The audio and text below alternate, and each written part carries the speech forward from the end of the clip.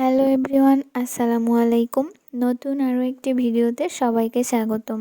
আজকে ব্লকের কাজ এবং রং প্রস্তুতিকরণের সব ডিটেলস আপনাদের সাথে শেয়ার করব।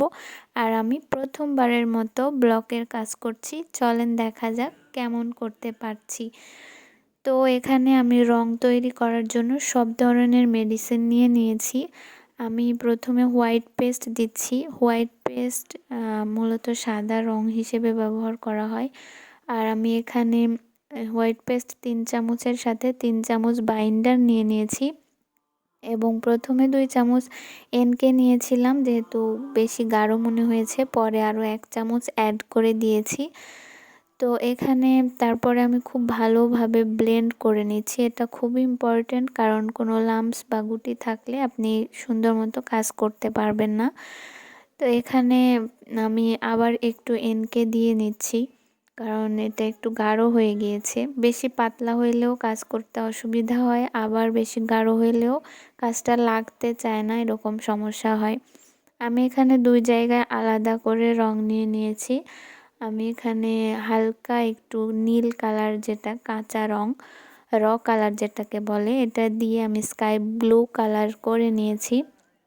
আর আমি এখানে পিঙ্ক কালার অ্যাড করে হালকা গোলাপির মতো একটা কালার তৈরি করে নিয়েছি।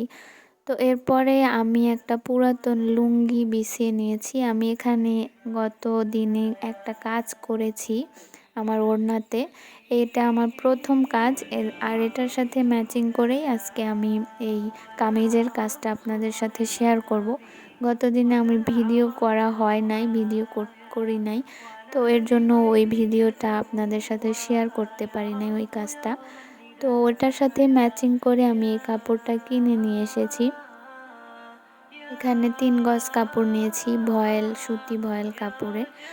আর কিছু ডাইস নিয়ে নিয়েছি, এগুলো আপনারা ব্লক বাটিকের দোকানে গেলেই পেয়ে যাবেন।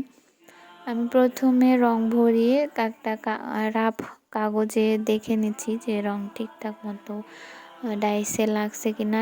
রং দেওয়ার আগে প্রথমে আমি 5 থেকে 10 মিনিট ডাইসগুলো ভিজিয়ে রেখেছিলাম। ভিজিয়ে নেওয়ার পরে এটা খুব ভালোভাবে মুছে নিতে হবে, যাতে করে কোনো পানি না থাকে। পানি থাকলে রঙগুলো টেকসই হবে না। আমি এখানে গলার সাইডে একটু ডিজাইন করে নিচ্ছি। আমি কোনো কিছু দেখে না বা কোনো কারোর ডিজাইন অনুকরণ করে না, একদম সম্পূর্ণ নিজের মতো করে আমি এই কামিজ এবং ওড়নায় ডিজাইনটা করেছি। আর একদমই প্রথমবার, অনেক ভুল হতে পারে। আপনারা যদি আমার ভুলগুলো কেউ ধরতে পারেন অবশ্যই কমেন্টে জানাবেন। আর এখানে হাতার সাইডে আমি এই কাজটাই করে নিচ্ছি। ও হ্যাঁ, আমি এখানে একটা প্লেটের উপরে পলিথিন দিয়ে নিয়েছি, তার উপরে শপিং ব্যাগ দিয়ে কাজটা করছি। আপনারা চাইলে ফোম শিটে অথবা কম্বলের কাপড় থাকলে সেটার উপরেও করতে পারেন।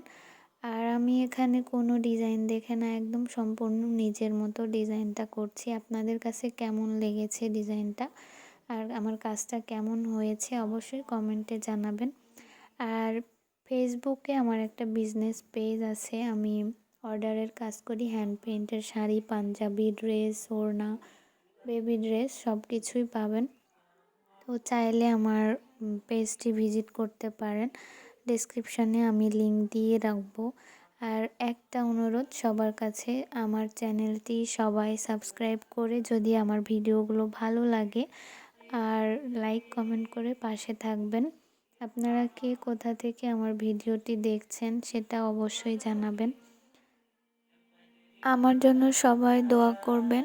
আর আজকের মতো বিদায় নিচ্ছি, সবাই ভালো থাকবেন, আল্লাহ হাফেজ। এই তো ফাইনাল লুক, সবাই দেখে জানাবেন কমেন্টে যে কেমন হয়েছে। আর সবাই ভালো থাকবেন, বিদায় নিচ্ছি, আসসালামু আলাইকুম। ধন্যবাদ সবাইকে।